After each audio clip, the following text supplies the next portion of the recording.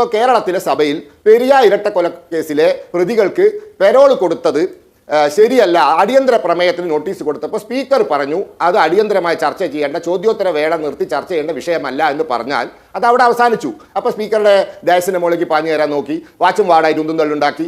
ഇത് തന്നെയല്ലേ പാർലമെൻറ്റിൽ ചെയ്യുന്നത്? 4 ദിവസം എന്തിന് സ്തംഭിപ്പിച്ചു? അന്നത്തെ ദിവസം ബഹളം ഉണ്ടാക്കിയത് മനസ്സിലാക്കാം. 4 ദിവസം.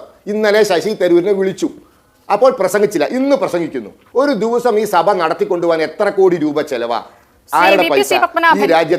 ചരിത്രത്തിലാദ്യമായാണ് നന്ദിപ്രമേയ ചർച്ചയിൽ പ്രതിപക്ഷ നേതാവിനെ സംസാരിക്കാൻ അനുവദിക്കാതിരിക്കുന്നത് എന്നുള്ളതാണ് സ്പീക്കർക്കെതിരായിട്ടുള്ള പ്രധാന ആരോപണമായി അവർ ചൂണ്ടിക്കാണിക്കുന്നത്.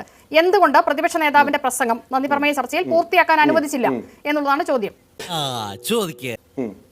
അദ്ദേഹം സ്പീക്കർ ചെയ്യരുത് എന്ന് പറയുന്ന കാര്യം ചെയ്തത് കൊണ്ടാണ്. അത് തെറ്റോ ശരിയോ എന്ന് പറയാൻ ഞാൻ ആളല്ല. കാരണം സുപ്രീം കോടതി വരെ പറഞ്ഞിട്ടുണ്ട് സ്പീക്കറുടെ കാര്യത്തിൽ, പാർലമെന്റിന്റെ പ്രിവിലേജത്തിന്റെ കാര്യത്തിൽ ഞങ്ങൾ ഇടപെടില്ല. 13 MP-മാരെ ചോദിക്കാൻ പൈസ വാങ്ങിയതിന് പുറത്താക്കി. സുപ്രീം കോടതി പോയി, സുപ്രീം കോടതി തള്ളി. ഈ കേസ് ഇവിടെ നിൽക്കൂല എന്ന് പറഞ്ഞു. ജാർഖണ്ഡ് മുക്തി മോർച്ച MP-മാർ പൈസ വാങ്ങി, അവർക്കെതിരെ ഒരു നടപടി എടുക്കാൻ ഞങ്ങൾക്ക് സാധ്യമല്ല, കാരണം സഭയ്ക്കകത്ത് നടത്തിയ കാര്യങ്ങളിൽ സഭയ്ക്ക് മാത്രമേ തീരുമാനം എടുക്കാൻ അധികാരമുള്ളൂ, ഞങ്ങൾക്ക് അധികാരമില്ല എന്ന് പറഞ്ഞു. സ്പീക്കർ ഒരു കാര്യം പറഞ്ഞാൽ കഴിഞ്ഞു. അത് സുപ്രീം കോടതി പോലും ഇടപെടാത്ത കാര്യമാണ്.